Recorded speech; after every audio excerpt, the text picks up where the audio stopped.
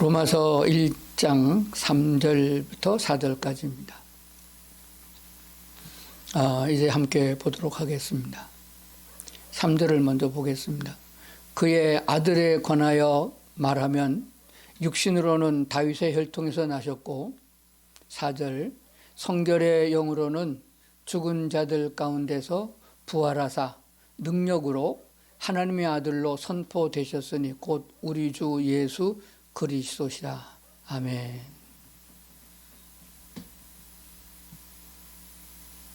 예수님이 하나님이라는 증거가 무엇이냐, 그런 제목으로 정했습니다. 예수는 분명히 사람을 통해서 세상에 태어났잖아요. 그의 아버지, 육체의 아버지는 다윗의 혈통에서 자라나온 요셉이고, 그를 낳은 어머니 마리아로 성경은 기록하고 있습니다. 그래서 분명히 사람이 낳기 때문에 사람인 것이 분명합니다. 그러면은 똑같은 인간인 사람인데 그가 어떻게 하나님이냐 하는 질문을 많이 합니다. 그래서 오늘은 예수님이 하나님의 증거가 뭐냐 하는 것을 성경에서 찾아보는데, 많은 내용이 있지만은 사도 바울은 로마서를 통해서 분명히 말씀하고 있습니다. 아들 예수는 육신으로는 다윗의 혈통에서 나셨다. 그러나 영적으로는 죽은 자 가운데서 부활하여 그 부활시키는 하나님의 능력으로 하나님의 아들로 인정되셨다라고 말씀하신 것을 보게 됩니다. 만약에 어떤 사람이 있는데 그가 죽지 않고 영원히 산다, 그러면 그는 신이죠. 신은 죽음 없기 때문에 그렇습니다. 그렇기 때문에 죽지 아니하면은 신이고, 죽었는데 그대로 무덤 속에 있으면 인간입니다. 그래서 우리는 역사 이래로 죽었던 사람이 다시 살아나서 우리와 같이 여기 생존하고 있다, 그런 것을 볼 수가 없었습니다. 그러므로 예수님이 하나님이라는 분명한 증거는 죽은 자 가운데서 다시 살아나셨다는 부활을 가지고 우리가 입증할 수 있습니다. 그랬더니까 또 어떤 사람들은 말하기를 예수님이 죽었는데 묻어서 장사 지냈는데 거짓말로 퍼뜨려서 살아났다라고 헛소문을 퍼뜨렸다, 그런 얘기들이 있습니다. 성경은 모든 것에 짝을 이루고 있습니다. 그래서 우리는 진리이신 하나님의 말씀을 우리가 보아야 되고 그 말씀을 믿는 것입니다. 왜 사람들이 그렇게 거짓말을 지어내느냐? 인간의 마음속에는, 하나님의 영이 없는 사람들에게는 거짓의 압이, 마귀가 들어있거든요. 사탄의 역사를 따라서 거짓말을 너무너무 잘합니다. 아주 너무 거짓말을 잘해가지고 거짓말이 진실처럼 그렇게 들려지도록 하고 있거든요. 오늘날 1시간 후에 들통날 것도 거짓말을 해야 되는 이런 사람들을 보는데, 모두가 다 하나님의 영이 없는 악한 영이 들어가 있는 사탄에 속한 사람들인 것을 보게 되는 것입니다. 성경은 우리에게 뭐라고 말씀하고 있습니까?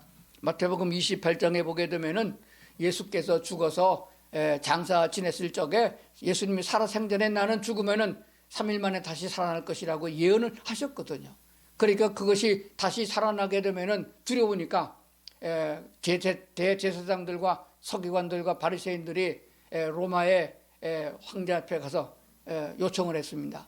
예수가 다시 살아난다고 그러는데 만약에 헛소문이 나게 되면 밀란이 일어날 것 같으니까 예수의 시체를 묻은 무덤에 봉인을 하고 군사들을 보내서 3일 동안 지키게 달라고 요청을 했습니다. 로마의 군대는 아주 철통 같은 명령체계에 있는 그런 체제인 것을 우리가 알게 됩니다. 역사적으로. 그래서 예수님이 죽었던 무덤, 우리나라 같이 땅을 파고 묻는 무덤이 아니고 산 같은 데다 굴을 파고 거기다 속에다 시체를 넣고 밖에다 큰 돌을 굴려서 돌문을 만들거든요.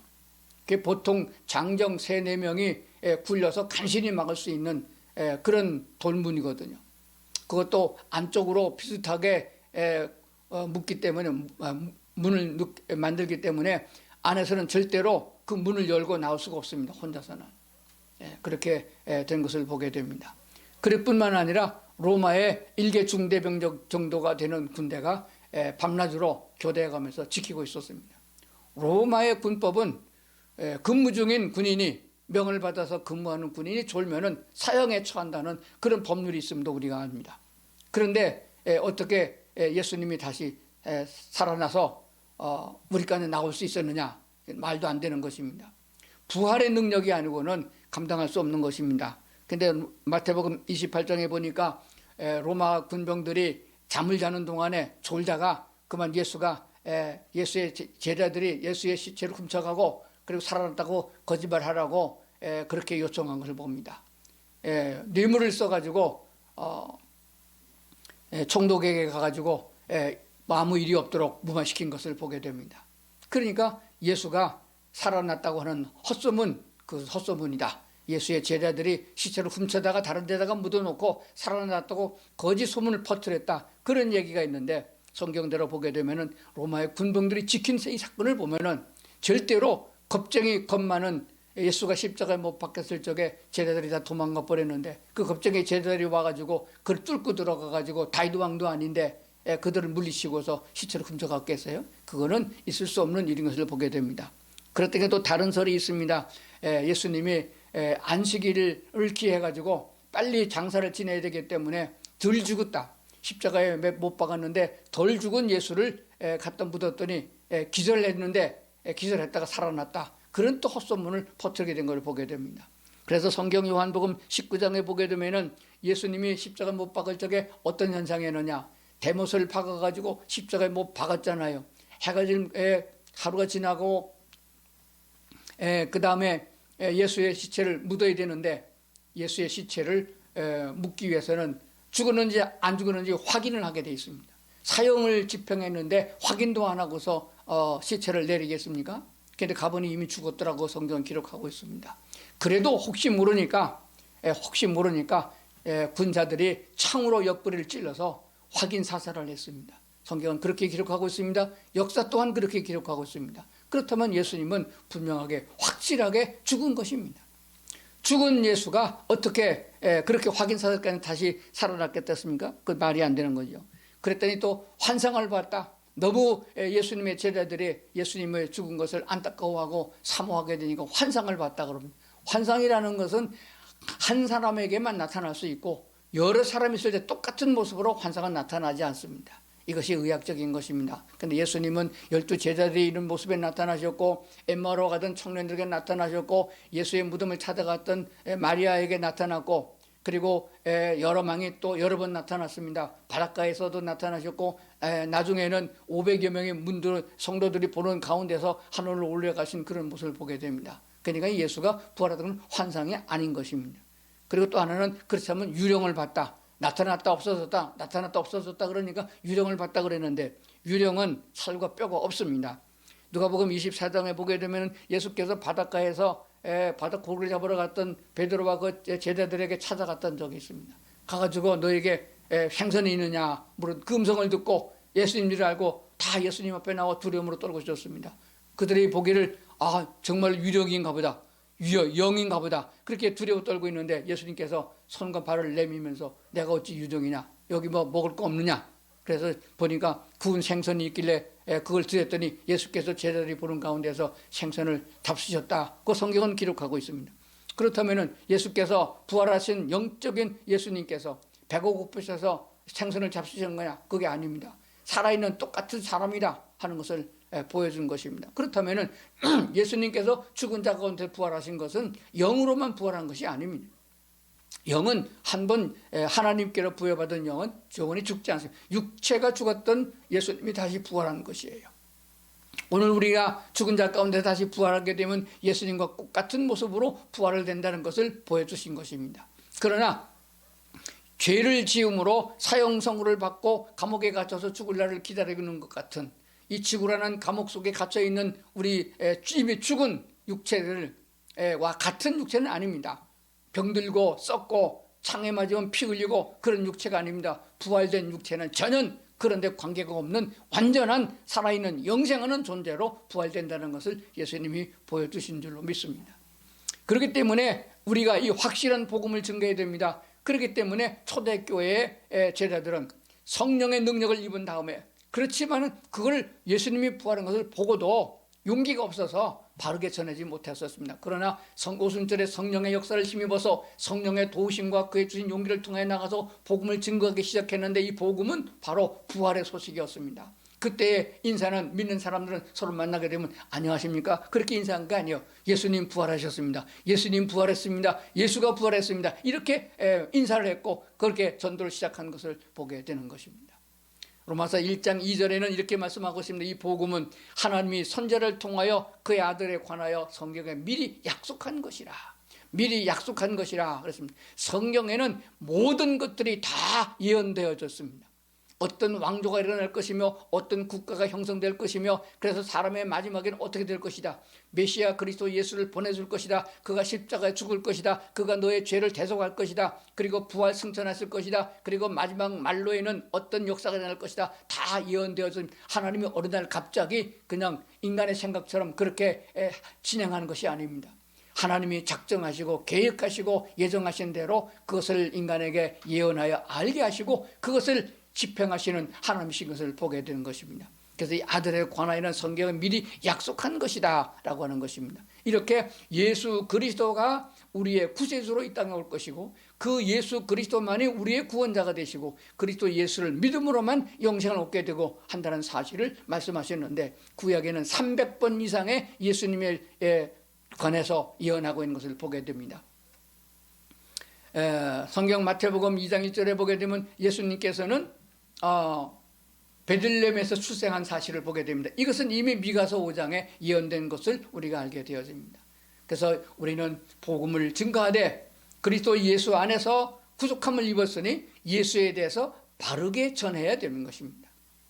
사도 바울은 하나님의 부르심을 받아서 이 소명을 받았을 적에 분명히 말씀하고 있습니다. 이 복음을 통해서만 우리가 구원되어지고 하나님의 역사가 이루어진다 하는 사실입니다.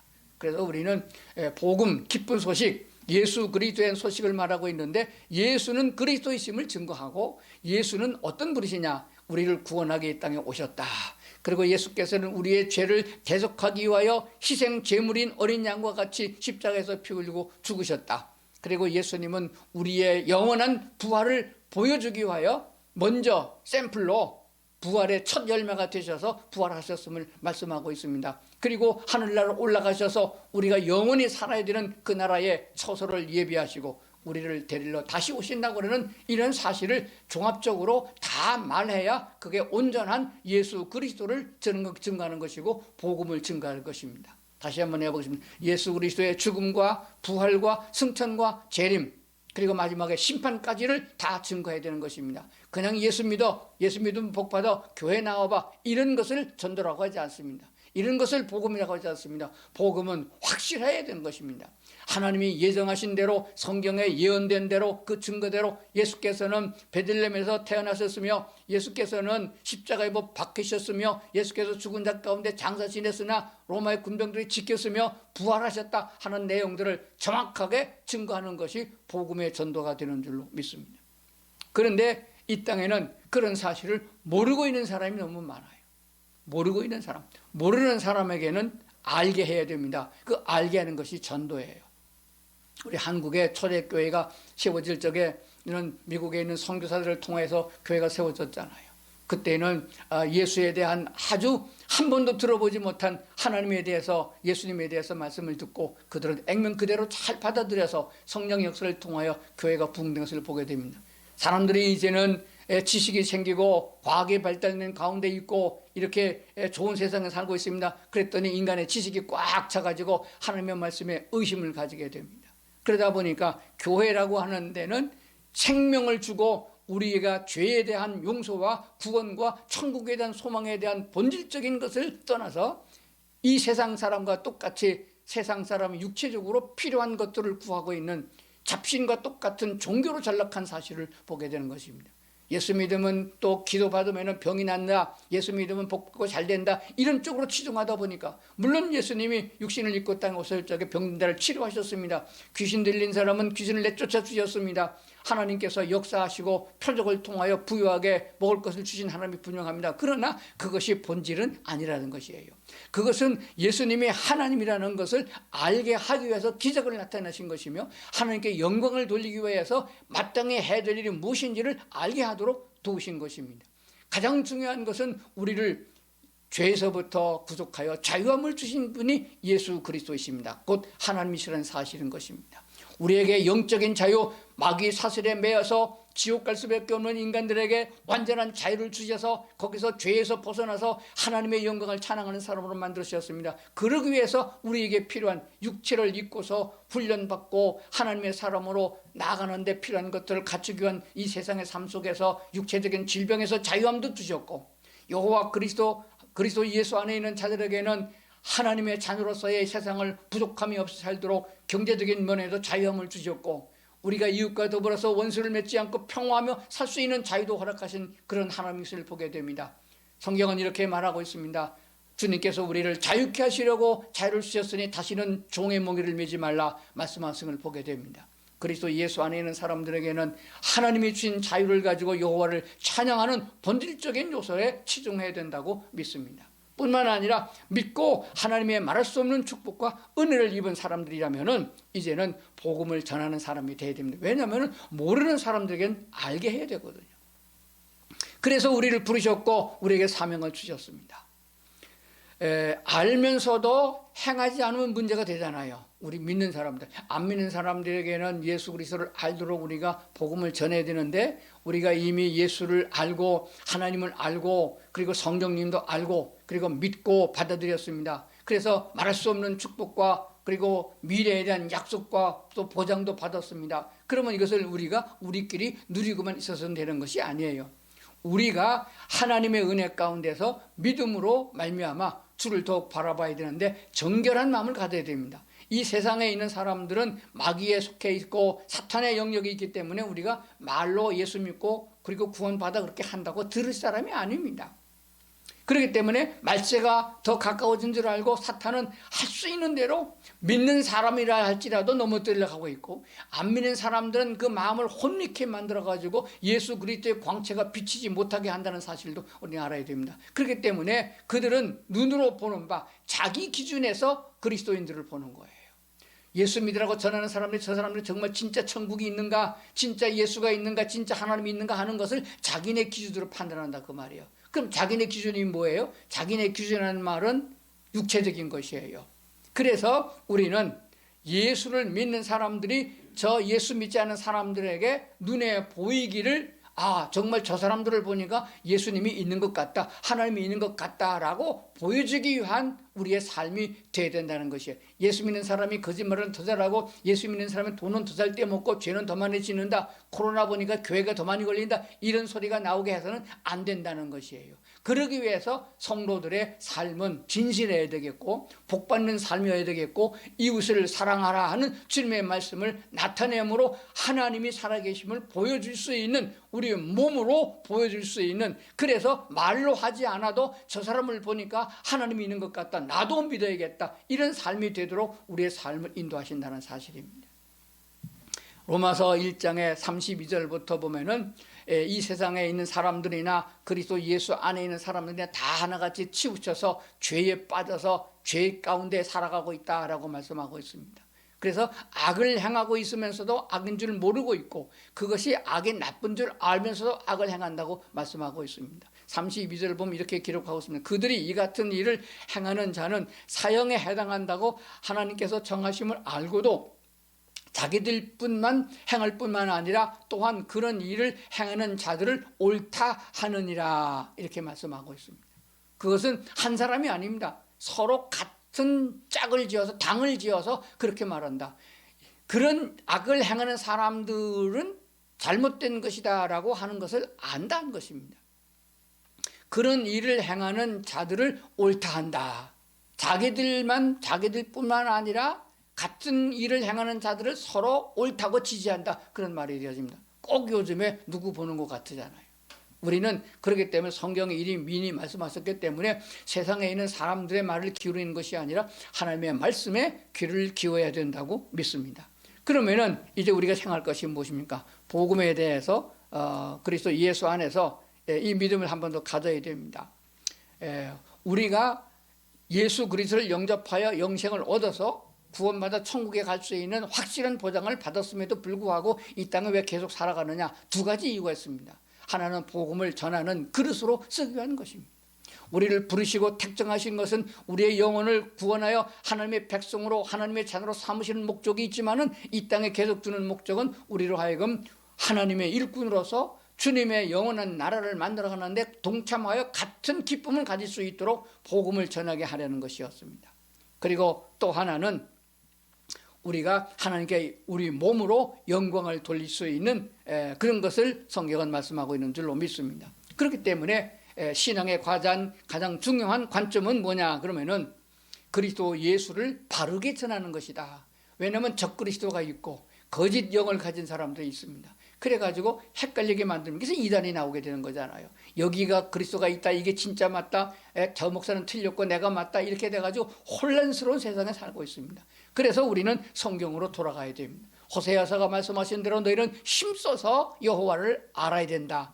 하나님의 참모습을 볼 수 있는 그런 사람이 된다는 것이에요. 하나님은 징계하시고 하나님은 벌 주시고 하나님은 심판하시고 우리가 요구하는 대로 기도는 다 들어주시고 병은 낫게 하시고 이런 하나님으로만 생각하면 안 됩니다. 하나님의 참모습을 보려고 그러면 성경의 깊은 곳까지 들어가야 됩니다. 그래서 힘써라는 말을 주었어요. 다른 데 세상에서 보화를 얻는 것처럼 힘쓰는 것처럼 하나님을 제대로 알려고 마음을 먹어야 됩니다. 그러려면 하나님에 대해서 말씀하고 있는 하나님을 바르게 말해주고 있는 성경 말씀을 우리가 더 가까이 해야 되는 것이 수천 번 반복해서 말씀드려도 모자라지 않는 것이 바로 하나님의 말씀 성경이라고 믿습니다. 이 성경처럼 우리를 하나님께로 가까이 인도하는 것은 없어요. 그래서 구약의 신명기에 보게 되면은 너희는 여호와의 말씀을 가장 가까운 데 두라. 눈을 뜨면은 바로 볼 수 있도록 천장에도 성경 구절을 써놔라. 그리고 옷에도 성경 구절을 써놓고 옆에 바로 두고도 앉으나 서나 일어서나 자나 깨나 말씀이 눈에 띄도록 하라. 그렇게 가르친 걸 보게 됩니다. 오늘 예수를 잘 믿는다고 하는 권사님, 장로님이나 목사님 가정에서도 자녀들을 양육하는 거 보면 그렇게 못해요. 세상 학문을 위해서는 그렇게 과외 공부를 시키고 학원 보내고 돈을 많이 쓰면서 성경 하나님의 말씀을 전하기 위해서 얼마나 우리가 애를 쓰냐 하는 것이에요. 저는 요즘에 아주 재미가 솔솔 있습니다. 내 손자도 아니고 손녀도 아니고 나도 아무 관계가 없는 아이들에게 하나님의 말씀을 가르치는 일을 하고 있습니다. 요즘 아이들이 그 권사님들이나 집사님에게 고민거리를 물어보면 그래요. 자기네 집에 있는 손주도 있고 애들이 있는데 스마트폰만 들고 게임만 한다는 거예요. 뺏을 수도 없고 저 패도 안 되고 어떻게 좀 대책이 없냐고 그래요. 그 참 대책이 없습니다. 그게 너무 재밌거든요. 그래서 그런 스마트폰을 끼고 살고 밤에 잘 적에도 보다가 끌안고 자고 하는 그 아이들에게 어떻게 하면 하나님의 말씀을 전할 수 있을까? 가르칠 수 있을까?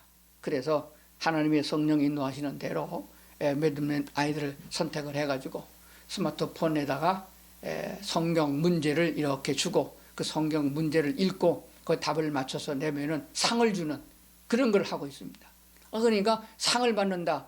요즘 상 그러면 뭐 옛날에는 노트나 공책이라고 있죠. 노트나 뭐 연필 같은 거 좀 그렇게 좋아했는데 요즘은 그런 거 줘갖고는 상이라고도 안 합니다. 노인이고 어른이고 간에 현금을 좋아합니다. 그래서 상금을 준다, 용돈을 준다라고 했더니 거기 솔깃해가지고 빠져가지고 합니다. 그럼 처음에는 아주 쉬운 문제를 줍니다. 쉬운 문제.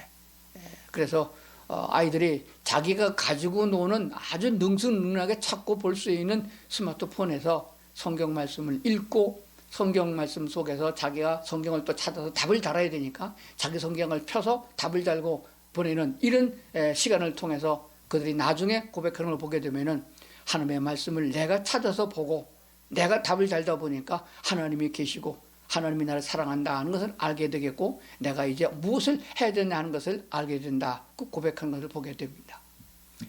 어떻게 하든지 간에 우리는 우리의 자녀들에게 다음 세대에게 하나님의 말씀을 배울 수 있는 기회를 줘야 됩니다.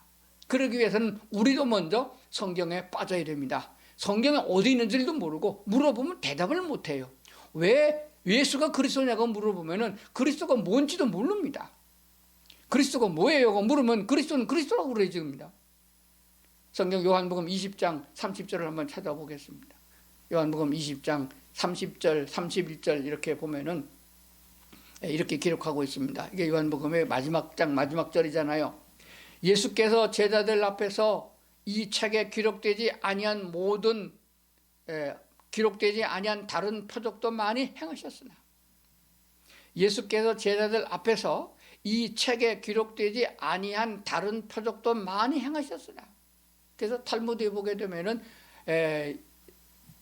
하나님이 말씀하신 기적과 표적을 다 일일이 다 기록한다고 그러면은 성경은, 이게 지금 성경은 모자란다, 이 땅에 둘 곳이 없을 정도로 많다까지 말하는 것을 보게 됩니다.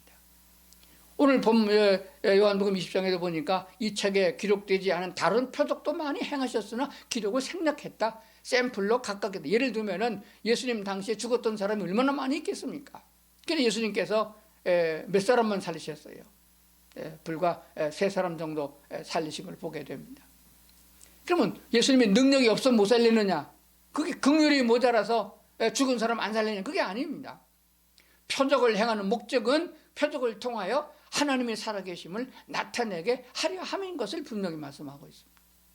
그러니까 예수님이 우리 신약성경에 기록된 표적 말고도 많이 있다, 엄청 많이 있다, 성경에 이렇게 말씀합니다. 그러나 31절에 가보면 오직 이것을 기록하면, 특히 요한복음을 기록한 이것을 기록한 목적이 뭐냐? 너희로 예수께서 하나님의 아들 그리스도이심을 믿게 하려 하며, 헬라어 원문에는 그 그리스도임, 구약서부터 보내시겠다고 예언한 그리스도라고 말합니다. 그 그리스도를 믿게 하려 하며 또 너희로 믿고 그 이름을 힘입어 생명을 얻게 하려 함이라고 분명히 말씀하셨습니다. 이 요한복음 20장 31절 말씀을 암송하고 이 말씀만 강론해도 분명한 복음이 되며 확실한 복음이 됩니다. 메시아가 또 뭐냐고 묻는 사람도 있어요. 할렐루야, 그 메시아 찬송 나오는 그게 메시아냐? 할렐루야. 구약 때는 히브리어로 기록되는데 히브리어 발음으로 그리스도를 메시아라고 합니다. 그리스도라는 말은 신약 성경을 기록한 헬라어로 그리스도라고 말합니다. 메시아나 그리스도는 같은 말이 되어집니다. 그래서 메시아를 번역하면은 그리스도입니다. 한국을 번역하면 영어로는 코리아가 되는 것과 같은 말입니다. 그러니까 메시아가 뭐냐 그럼 물으면 그렇게 설명하면 됩니다. 같은 말이다. 하나님께서, 예수는 하나님의 아들, 왜 그럼 하나님의 아들이라고 그랬느냐 이렇게 말하는 사람이 또 있어요. 하나님의 아들이어야만, 하나님이 신이면은 아들도 신이 되는 거예요. 돼지가 아들을 낳으면은 사람이 안 되고 돼지가 되잖아요. 그러니까 하나님이 낳아야만 사람이 되는 겁니다. 그래서 낳는다는 과정을 통해서 사람이면서, 육체를 가지고 있는 인간인 사람이면서 하나님의 씨를 받았다는 표현을 하기 위해서 하나님의 아들 이런 칭호를 준 것이에요. 그렇다고 해서 하나님이 누구랑 결혼해서 어떤 교파의 총부 이단에서 말하는 대로 하나님 어머니가 있다, 하나님 부인이 있다 이렇게 말하는 사람이 있는데 그 순 가짜입니다. 왜냐하면 하나님은 신이란 말이에요. 귀신도 신이고 잡신도 신이고 많은 신들이 있습니다. 같은 우리가 말 성경에 하나님이라고 되어 있는 이것을 아마 저는 고쳤으면 좋겠어요. 그냥 신으로다가 번역이 하나님, 그럼 우리는 통칭 여호와 하나님을 말하는데 다른 사람들은 그렇지 않습니다. 그래서 영어를 번역할 적에 미국에서 하나님의 은혜가 있기를 원합니다. 그런데 우리 믿는 사람들은 여호와 하나님을 생각한단 말이에요. 그런데 우리말로 번역할 적에는 신의 가호가 있기를 원합니다. 이렇게 번역을 한단 말이에요. 그러니까 우리말 성경에도 하나님이라는 단어가 나오면 신이라고 번역해야 됩니다.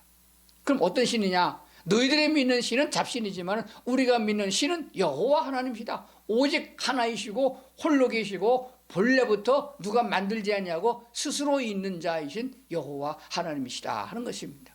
그러므로 예수는 하나님께서 보내시겠다고 약속한 메시아 곧 그리스도이심을 믿게 하려 하며, 그를 믿게 되면은 그 이름을 힘입어서 생명을 얻게 하려 함이라고 말씀하셨으니 이것이 성경의 본질이요 신구약 성경의 핵심이며 우리가 복음을 전해야 될 중요한 내용인 줄로 그렇게 믿습니다.